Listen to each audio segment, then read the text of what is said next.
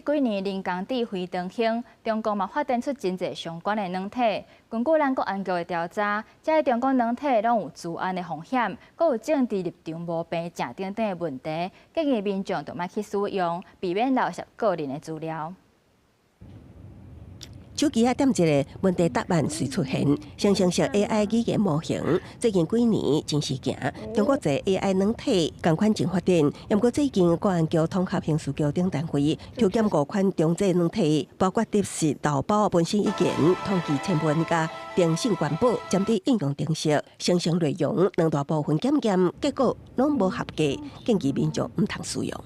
会抓取资料会上传回去他们的主机伺服器这样子的一个状况，对，最后变成说各自有泄露的风险。我们会建议说，第一个同仁那个民众不要去做一个下载，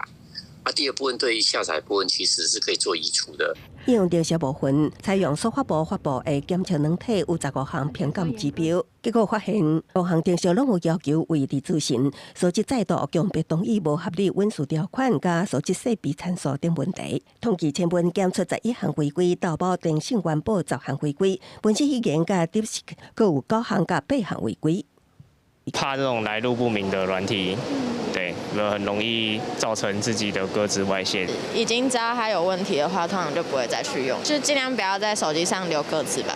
另外，在生成内容上是出现严重偏私的资讯，包括政治立场、涉及两岸、南海国际争端等议题，拢是采用中共官方立场，也有历史认知偏差，包括台湾不是一个国家，台湾是中国领土，未当分割一部分等字样。 甚至生成内容调工排除特定关键字，像民主人权、六四天安门事件等。